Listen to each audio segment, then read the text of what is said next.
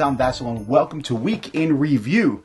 This is a video that we do weekly, talking about the games that we reviewed the past week, and then we tell you what we think of them. It's just a short summary show, and if you want to know more, you can click the links in the description of this video, and you'll see the full review of it. Let's get started.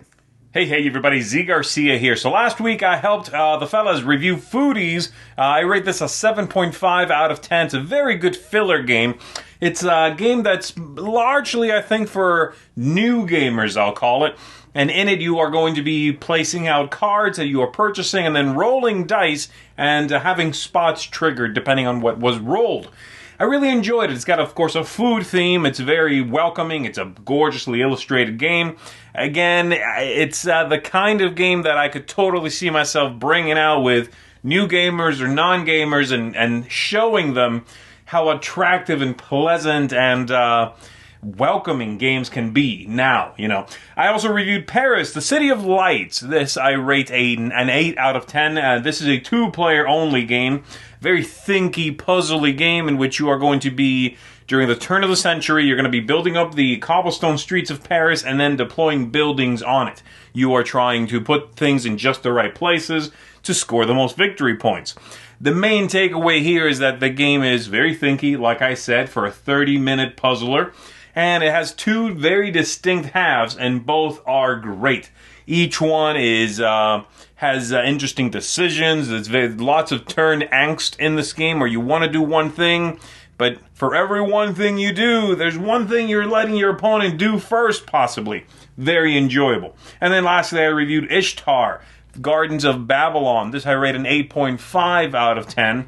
And this one is a tile laying game in which you are deploying gardens, trying to control those gardens, and then using the gems you collect from doing that to trigger special abilities, as well as build these unique trees that give you victory points and populate the board. Great board build-up in this game. Looks fantastic. Really nicely done.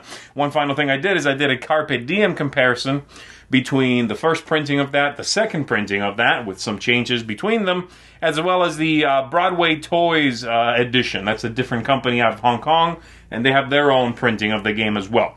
And that was it for me. Thanks, everybody, for checking this out. I'll see you on the next one. Hey, folks, welcome back to another Week in Review. I was part of 5 different videos this week for you. The first 3 were Miami Dice videos. First one was with Roy and Tom, where we gave our first impressions of the new Clank Legacy Acquisitions Incorporated game that we are right in the middle of playing. At the time of that recording, we had done 3 games so far, so check that out. We also did a Tom and I did one for Foodies. I really liked this one. I gave it 2 thumbs up. I thought it was a really great filler game that gamers could use to reach out to other people who are not gamers, and they would really kind of enjoy themselves. So check that review out for more details. Then we also did, just Tom and I did a Miami Dice for Wakanda Forever. I wasn't as impressed with this game as I wanted to be. I really wanted to like it. I thought the components were great, and the gameplay just seemed to be bland.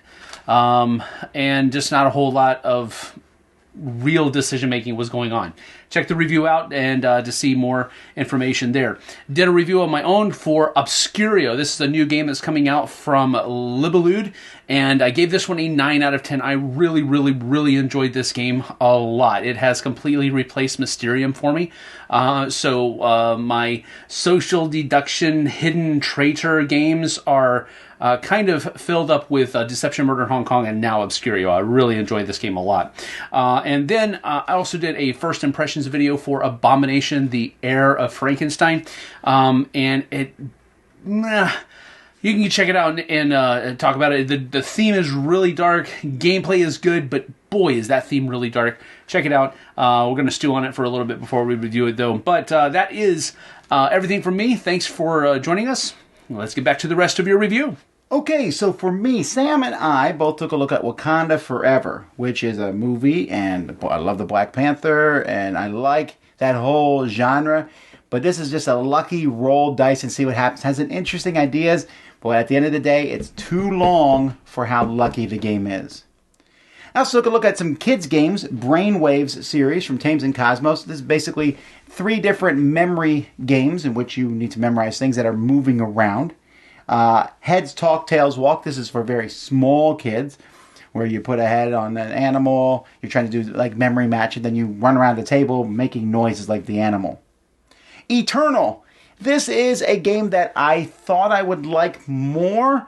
It's a 2-player, 1 versus 1 style game from the same people who make Clank. But this one just didn't jive with me as well. It's not bad. It's just that I didn't feel like there was anything really new in the game. It felt like a mishmash of other deck building games. Foodies is a new one. I did this one with Sam and Z. They both liked it a lot. I was more, it's okay type game for me. You roll a die and you get some resources. There's a lot of these games out there, and I don't think this one for me is as good as other ones like Space and or Machikoro.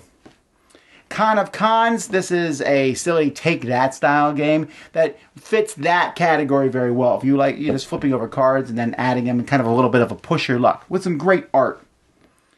Stockpile, Illicit Investments. This is the 2nd expansion for Stockpile. Not as good as the first one, but still a very solid one. Adds a lot of action cards that players can use over the course of the game to cause different things to happen. Brook City. This is every 90s police movie / TV show thrown into one box. Designed by the Sattler brothers, moving around, trying to solve a case, fight criminals. There's a lot going on in this game. It has a kind of a steep learning curve, but it's a lot of fun once you get it going. Bruce Lee for Unmatched. This is just a little small expansion for Unmatched with Bruce Lee. Really cool, has no minion, really strong fighter. Yay. Mental Blocks. This is from Pandasaurus, a big cooperative game where you see one aspect of this pile of blocks that you're building in the middle of the table, and everyone's using their cards, communicating sometimes through messed up means to figure out how to stack the blocks. A very unique game. Heist. This is a silly game, but I love it a lot. It comes as a little device, and everyone's hitting the buttons at the right time. The game's really short, like 5 minutes or so, and you're just trying to move things around and complete a heist as quickly as you can. Inuit. Wow, did I like this game. A card drafting game. Each turn you turn over a card, then you can grab some cards from mill, and you're slowly building up your tribe in front of you. It is such a neat game, beautiful art, so fast, scales, and I really like it with 2. Fantastic. And we gave our first impressions on Clank Legacy. So far, I am loving this game. When we did the review, at the point of me recording this, we are halfway done with the campaign. Still really enjoying it. One of the best Legacies, if not the best Legacy game I've ever played. We also did our top 10 tiny games. We did a back talk about gaming libraries. I opened up Century Golem Eastern Wonders and showed you what was inside that box and how it differs from the original game. And many other videos. Check them out on our channel. We'll see you next time. Until then, I'm Tom Vasel. This has been Week in Review on the Dice Tower.